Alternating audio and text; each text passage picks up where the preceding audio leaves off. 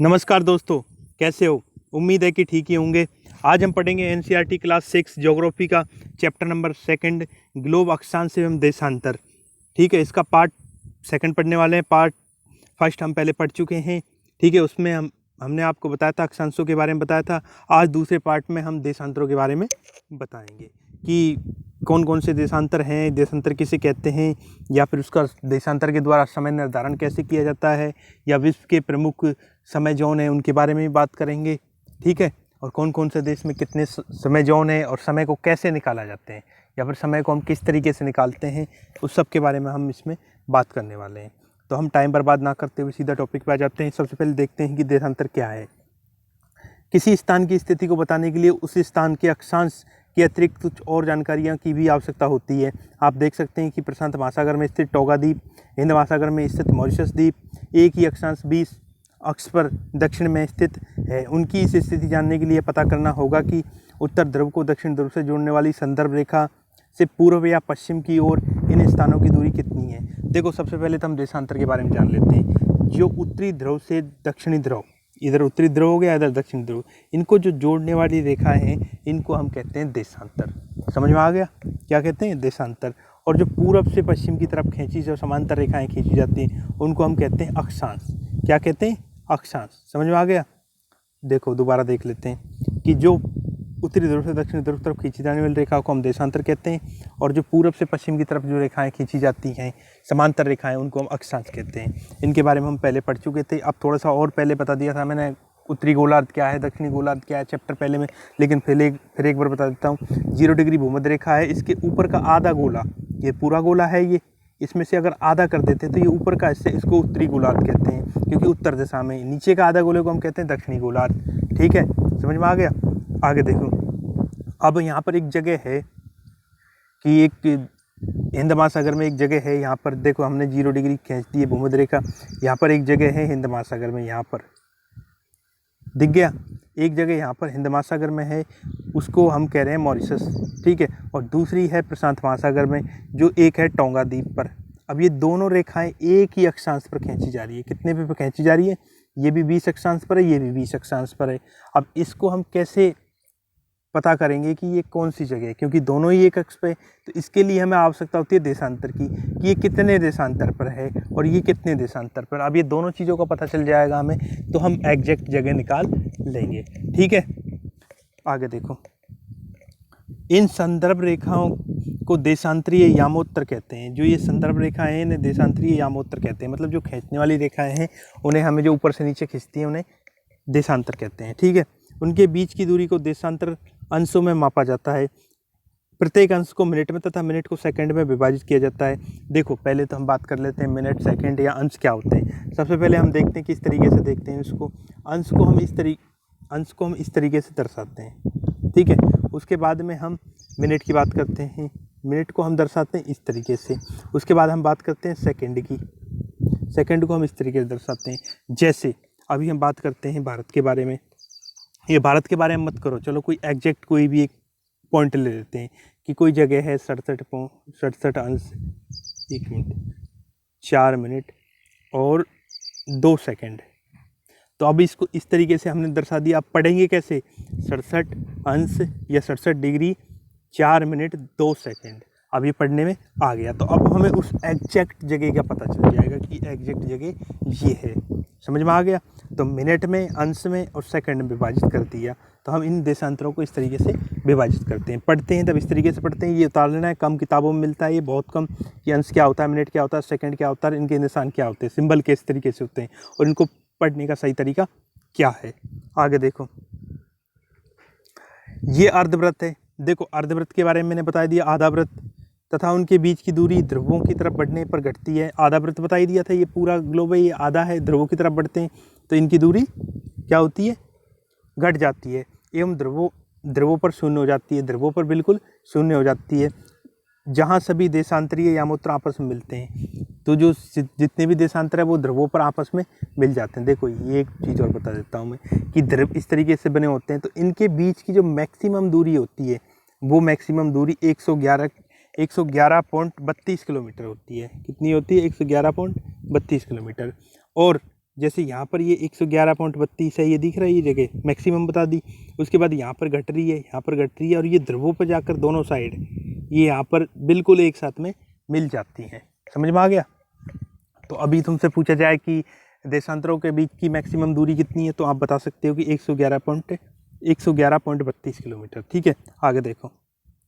अब देखो अक्षांश, जिनको मैंने बता दिया समांतर रेखाएं पूर्व से पश्चिम खींची जाती है। रेखाओं से भिन्न सभी देशांतरीय यामोत्तरों की लंबाई समान होती है।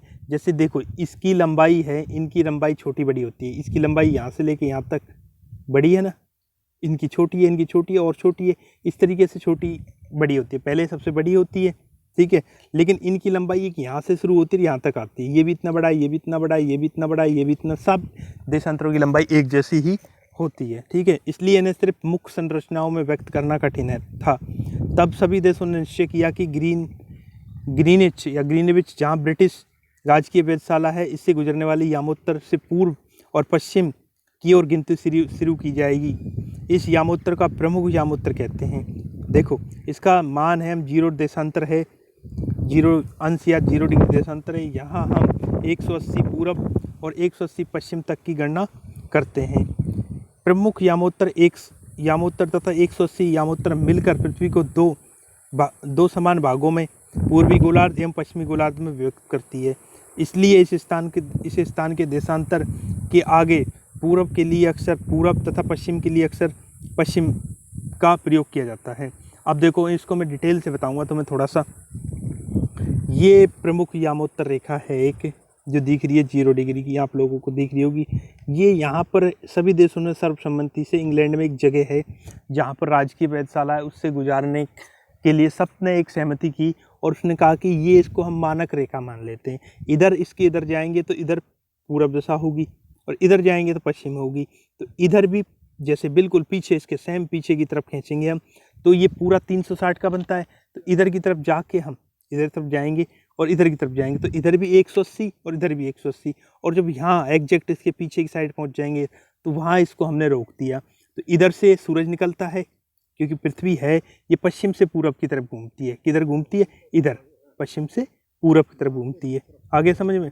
तो इसके पीछे हमने 180 डिग्री मान लिया और नीचे की तरफ हमने 1 मिनट रुको देखो।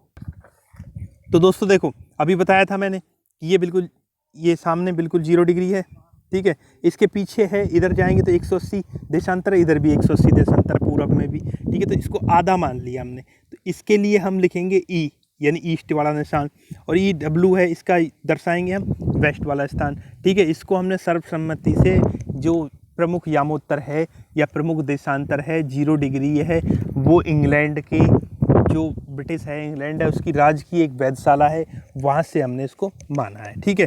तो इधर समय बढ़ता है और इधर समय घटता है। इसके बारे में अभी थोड़ी देर में मैं बताने वाला हूँ कि किस तरीके से समय की गणना की जाती है, किस तरीके से घटता है, ठीक है। अब मैं थोड़ा सा एक मैप दिखा देता हूँ, उस मैप में भी आपको पता चलेगा कि किस तरीके से हमने वो चीज़ें मानी हुई है, ठीक है। देखो हमने यहाँ पर ये इंग्लैंड है, इंग्लैंड से यहाँ से सामने से एक रेखा खींची है जिसको ग्रीनविच रेखा कहते हैं, यहाँ से मान ली। इधर भी 180 देशांतर हो गए, इधर भी 180 देशांतर हो गए। इधर पूर्व दिशा है, इधर पश्चिम दिशा है। हमने इसको ग्लोब को हमने क्या कर लिया, खोल लिया, ग्लोब को खोल लिया। खोलने के बाद में दोनों साइड हो गए। तो अगर इधर से सूरज निकला है, पृथ्वी अगर इस तरीके से घूमेगी तो पहले सूरज यहाँ आएगा, ठीक है, फिर सूरज इधर जाएगा, फिर इधर जाएगा, तो इधर जाएगा उधर अंधेरा होता रहेगा, जिधर जाएगा उधर उजाला होता रहेगा। मतलब उजाला का मतलब है कि दिन निकलता रहेगा। समझ में आ गया? तो दोनों साइड है, तो इस आधे भाग को हम पूर्वी गोलार्ध कहते हैं और इस आधे भाग को हम पश्चिमी गोलार्ध कहते हैं, ठीक है। अब ये जो ग्रीनविच मानी है हमने सर्वसम्मति से मानी है, सबकी सर्वसहमति से मानी है, ठीक है। अब वापस हम चैप्टर पे आ जाते हैं। तो ये चीज़ समझ में आई होगी। चलो और देख लेते हैं एक बार, थोड़ा और डिटेल में जाते हैं कि हमने इसको 0 मान लिया, ठीक है। इधर 180 हो गए, इधर भी 180 हो गई, 3 बार बता चुका हूँ, फिर भी दोबारा देख लेते हैं। अब जो पीछे की रेखा है 180 पश्चिम की और 180 पूरब की, ये दोनों एक ही रेखाएं हैं। जो पीछे जो रेखाएं हैं, वो जो पीछे रेखाएं खिंची हुई हैं, मतलब जो 180 पश्चिम की तरफ खिंची है, 180 ही डिग्री पूरब की तरफ, वो दोनों एक ही हैं। अगर इधर की तरफ रहेगा तो दिन एक अधिक रहेगा, और इधर की तरफ से रहेगा तो दिन एक कम रहेगा। अगर इधर 26 तारीख है तो इधर 25 तारीख रहेगी। समझ में आ गया? आगे देख लेते हैं। अब ग्लोब पर अक्षांश समांतर रेखाओं एवं देशांतरी यामोत्तर द्वारा बनी ग्रिड को देखो। अगर आपको किसी स्थान पर अक्षांश व देशांतर का सही जानकारी हो तो ग्लोब पर आप उस स्थान का पता आसानी से लगा सकते हैं। उदाहरण के लिए असम में 26 डिग्री उत्तर अक्षांश एवं 90 डिग्री पूर्वी देशांतर पर स्थित है। अब हम उस बिंदु को देखेंगे जहां दोनों रेखाएं एक दूसरे को काटती है। यह बिंदु धुबरी की सही स्थिति होगा। देखो कोई भी एग्जैक्ट किस तरीके से देखते हैं हम उसके बारे में देख लेते हैं कि हम यहाँ पर देख लेते हैं कोई भी ये जगह है, ये असम में कोई जगह है। अब हमने ग्रिड देख ली, ये जो खिंची हुई है इधर, इन्हें हम अक्षांश कहते हैं, इधर खिंची हुई है इस तरीके से देशांतर कहते हैं। यहाँ पर ये जगह है असम, ठीक है। अब यहाँ पर देखेंगे कि उत्तर में है, इसलिए हमने उत्तर बोला क्योंकि इधर का हिस्सा उत्तर का है, इधर दक्षिण का है। मैंने बताया था पहले, इधर को हम एस लिखेंगे, इधर को एन लिखेंगे, नॉर्थ ईस्ट को साउथ, ठीक है। और ये इधर का हिस्सा पूरब है और इधर का पश्चिम है, तो इधर के हिस्से में जो जगह आएगी उसको हम ईस्ट लिखेंगे और इधर के हिस्से में जो जगह आएगी यहाँ पे कहीं भी, इधर को हम वेस्ट लिखेंगे, ठीक है। तो अब धुबरी की जगह सिचुएशन कर लेते हैं। ये 26 अक्षांश पे, तो ये हो सकता है ये 26 अक्षांश ये है, हो सकता नहीं ये 26 अक्षांश है, ठीक है। अब ये 90 पूर्वी देशांतर पर, अब ये जो ये चल रहा है ये 90 पूर्वी देशांतर है, तो ठीक है। अब ये दोनों को एग्जैक्ट जो दोनों मिली हुई है, इसको हम कहते हैं, इसको दर्शाने, इसको याद करने के लिए जब ये दोनों चीज़ों की जानकारी होगी तो वह स्थान धुबरी होगा। समझ में आ गया? तो इस तरीके से हम कोई भी जगह का पता कर सकते हैं। आगे देखो, इसको समझने के लिए कागज पर एक समान दूरी वाला क्षैतिज तथा ऊर्ध्वाकार रेखाएं खींचिए। ऊर्ध्वाकार रेखाओं को संख्या 1 2 3 4, चलो वैसे इसको समझोगे तो अलग थोड़ा पड़ेगा, मैं वैसे ही समझा देता हूँ तुम्हें कि इस तरीके से हमने कोई जगह खींच दी विश्व के नक्शे में। इस तरीके से इनको मान लिया हमने अक्षांश, ठीक है, इनको मान लिया देशांतर, तो ये इसको 1 2 3, ठीक है, 4। अब इनको भी हमने मान लिया A B C D। अब हम कोई एग्जैक्ट लोकेशन की रहे तो हम बोलेंगे A2 कहाँ पर है, A2 का एग्जैक्ट लोकेशन कहाँ है, तो A2 की एग्जैक्ट लोकेशन ये हो जाएगी। और वहीं कहेंगे C3 की लोकेशन क्या है, तो C3 की लोकेशन ये हो जाएगी। अब हम कहेंगे इसमें कि C मतलब दोनों जगह यहाँ पर 10 है, यहाँ पर 20 है, तो हम कहेंगे 20 और 2, 22 की लोकेशन कहाँ है, तो 22 की लोकेशन ये हो जाएगी, ठीक है। समझ में आ गया? आगे देखो, तो इधर जो खींची हुई रेखा है उन्हें हम अक्षांश कहते हैं, इधर खींची हुई रेखा को हम देशांतर कहते हैं। आगे देखो, अब एक नक्शा है, इसके बारे में थोड़ा सा हम देख लेते हैं। तो ये नक्शा थोड़ा तिरछा है, इसको हम सीधा करते हैं, फिर देखो। अब हमने ये तो चीज़ें पहले पढ़ चुके हैं कि ये चीज़ इस तरीके से है, इधर पूरब है, इधर पश्चिम है, ठीक है। इधर जाएंगे तो समय बढ़ेगा, इधर जाएंगे तो हम समय घटेगा, क्योंकि हमने इसको मानक समय माना है, ठीक है। अब हम वापस उसी पे आ जाते हैं, अपने टॉपिक पे आ जाते हैं, और टॉपिक के बाद में आगे दोबारा इसकी ज़रूरत पड़ेगी, फिर समझाएंगे। देशांतर और समय, तो देशांतर और समय के बारे में देखते हैं। अभी हमने ये चीज़ें भी तुम्हें बताई थी कि अगर हम इस जगह को ए को निकालेंगे तो एक अक्षांश और ख अक्षांश और एक देशांतरों के बीच में जो जगह है उसको हम ए कहेंगे। ये मैंने अभी थोड़ी देर पहले बताया था। अब हम देशांतर और समय के बारे में देख लेते हैं। समय को मापने के लिए सबसे अच्छी साधन पृथ्वी, चंद्रमा एवं ग्रहों की गति है। सूर्योदय एवं सूर्यास्त प्रतिदिन होता है। अतः स्वाभाविक ही है कि ये पूरे विश्व में समय निर्धारण का सबसे अच्छा साधन है। स्थानीय समय, स्थानीय में लोकल का अनुमान हम सूर्य के द्वारा बनने वाली परछाई से लगा लेते हैं। पहले हम छोटे थे तब हम भी ऐसे ही करते थे कि कहीं कोई पेड़ है या फिर कहीं कोई छत है या कहीं कोई ऐसी चीज़ है, उससे हम करते थे कि ये छत की ये कोई पोल है या फिर कोई छत है, हम जिधर से सूरज उगता है हम करते थे अगर इधर की इसकी छाया है वो यहाँ तक आ गई तो 12 बजते हैं, अगर यहाँ तक आ गई तो कम 1 बजता है, या फिर ये लगा लो कि 3 बजते हैं। ये इस तरीके से हमने पॉइंट बना रखे थे। क्या बना रखे थे? पॉइंट बना रखे थे। तो वैसे ही लोकल में इस तरीके से परछाई से भी हम नाप लेते हैं, ठीक है, कि सब सूर्योदय के समय जो परछाई है वो लंबी होती है और जब सूरज छत पे होता है तो परछाई छोटी हो जाती है, ठीक है। यही शाम को होता है। ग्रीनिच है, ये ग्रीनिच लिखा हुआ है इसमें। ग्रीनिच पर स्थित प्रमुख यामोत्तर पर सूर्य जिस समय आकाश में सबसे ऊंचे बिंदु पर होगा उस समय यामोत्तर पर स्थित सभी स्थानों पर दोपहर होगी। देखो जब सूरज है वो सबसे सर के ऊपर होगा, तो जहाँ भी होगा वहाँ पर वो दोपहर ही होगी। ऐसा नहीं है कि सब जगह ही हो, कि ग्रीनविच पर मतलब जैसे ये रेखाएं हैं, अगर यहाँ पर सूरज सर पे पड़ रहा है तो ये पूरे इलाके में ही दोपहर होगी। ऐसा नहीं है कि यहाँ पर होगी, यहाँ पर होगी, यहाँ पर होगी, क्योंकि इस तरीके से सूरज इधर से निकलता है, तो इन इस पूरे पे ही दोपहर होगी। जबकि इस देशांतर पर नहीं होगी, यहाँ पर 10 देशांतर है, यहाँ पर नहीं होगी, यहाँ पर 20 देशांतर है, यहाँ पर नहीं होगी, यहाँ पर भी इधर 10 है पश्चिम में, तो यहाँ पर नहीं होगी, बिल्कुल इस वाले इलाके पे ही होगी। ठीक है, आगे देखो। चूंकि पृथ्वी पश्चिम से पूर्व की ओर चक्कर लगाती है, मैंने पहले ही बता दिया था, अतः वे स्थान जो ग्रीनविच के पूरब में है या ग्रीनिच के पूरब में है, उनका समय ग्रीनिच समय से आगे होता है। जो पूरब में है उनका समय आगे होगा। मैंने बताया था कि यहाँ से जो ये रेखा इधर होगा तो उसका समय आगे होगा, क्योंकि इधर घूमती है ये। ठीक है, जो पश्चिम में है उसका समय पीछे होगा, जो इधर है उसका समय पीछे होगा, क्योंकि सूरज इधर जाएगा, सूरज तो नहीं जाएगा। ये घूमेगी तो ऐसा लगेगा कि सूरज इधर जा रहा है, मतलब ये घूमेगी ना, तब ऐसा लगेगा कि सूरज इधर जा रहा है, जबकि सूरज तो नहीं जाएगा। हालांकि ये बात तो है, लेकिन आप ऐसे समझ सकते हो कि सूरज इधर जाएगा तो इधर अंधेरा होता रहेगा, इधर धूप स्टार्ट होगी। समय के अंतर की दर की गणना निम्नलिखित विधि से की जा सकती है। पृथ्वी के लगभग 24 घंटे अपने अक्ष पर 360 डिग्री घूमती है। जो पृथ्वी है 24 घंटे में अपने अक्ष पर 360 डिग्री घूमती है, अर्थात 1 घंटे में 15 देशांतर या 15 अंश घूम जाती है, और 4 मिनट में 1 अंश घूमती है, तो 4 मिनट में 1 अंश घूमती है। इस प्रकार ग्रीनिच में दोपहर के 12 बजते हैं, तब ग्रीनिच से 15 पूरब में समय होगा 15 गुणा 4 बल 60 मिनट। जैसे ये ग्रीनिच रेखा है 0 डिग्री, अगर यहाँ पर ये 15 डिग्री है, ठीक है, यहाँ पर ये 30 डिग्री है, ये पूरब दिशा की बात कर रहा हूँ मैं, इधर ये पश्चिम में भी 15 है और इधर ये पश्चिम में भी 30 है, तो एक देशांतर का मतलब होता है 4 मिनट का। कितने का होता है? 4 मिनट का। अब ये 0 डिग्री ग्रीनविच रेखा या प्रमुख यामोत्तर से हम पूरब में जाएंगे, तो यहाँ पर हम 15 है ये पूरब में, तो 15 की तरफ जाएंगे तो हम 15 चौको 60, तो 60 मिनट हो गया, क्योंकि एक देशांतर में कितने मिनट का अंतर होता है? 4 मिनट का, तो ये 60 मिनट ज़्यादा होगा। अगर यहाँ पर 12 बजा है तो यहाँ पर 1 बजेगा, और अगर इधर की तरफ जाएंगे तो टाइम घटेगा। अगर यहाँ पर 12 ही बजे हैं तो यहाँ पर बजेंगे 11। समझ में आ गया? वैसे ही इधर जाएंगे हम, इधर की तरफ 2:30 की तरफ जाएंगे तो इधर जाएंगे तो 2 घंटे का फ़र्क हो जाएगा। कितने घंटे का फ़र्क हो जाएगा?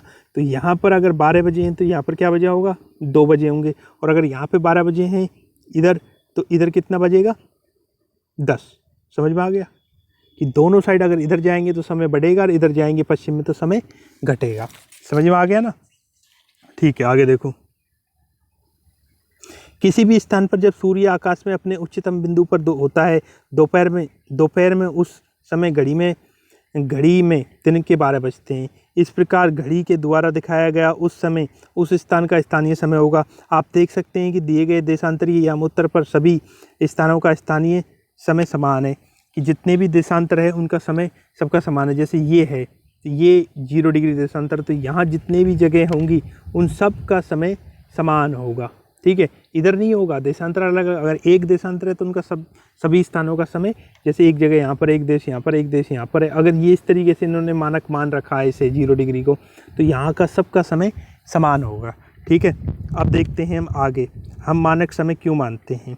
तो हम मानक समय क्यों मानते हैं? अलग अलग यामोत्तर पर स्थित स्थानों के स्थानीय समय में अंतर होता है। उदाहरण के लिए बहुत से देशांतरों से होकर गुजरने वाली रेलगाड़ियों के लिए समय सारणी तैयार करना कठिन होगा। भारत में गुजरात के द्वारका तथा असम के डिब्रूगढ़ के स्थानीय समय में लगभग 1 घंटा 45 मिनट का अंतर होगा। इसलिए आवश्यक है कि देश के मध्य भाग से होकर गुजरने वाली किसी भी यामोत्तर के स्थानीय समय को देश का मानक समय माना जाए। यह यामोत्तर रेखा के स्थानीय समय को पूरे देश का मानक समय माना जाता है। देखो, थोड़ा सा डिटेल में समझा देता हूँ मैं आपको। ये यहाँ पर असम है, ठीक है, और यहाँ पर है हमारा गुजरात। पहले तो मैं इसको बता देता हूँ कि कितने में है। ये असम का है हमारा, यहाँ से देख लेते हैं, गुजरात से ये 68 डिग्री या अंश से लेकर 7 मिनट तक, ये यहाँ गुजरात की जगह है। देशांतरों की बात की जा रही है। और यहाँ पर है हमारा 97 डिग्री से 97 अंश से 25 मिनट तक का ये है। अब इन दोनों के बीच में देशांतरों की जो है लगभग 28 देशांतरों का है, तो लगभग कितना हो गया, 2 घंटे का टाइम हो गया, मतलब अंदाज़ा 1:45 लिख रखा है, मैं एक मोटा समझाने के तौर पे बोल रहा हूँ कि 2 घंटे का। तो यहाँ पर असम में सूरज 2 घंटे पहले निकलता है और गुजरात में तो सूरज 2 घंटे बाद में निकलता है। तो हम सूरज के अकॉर्डिंग चलने लगे तो फिर हमारा काम बन गया।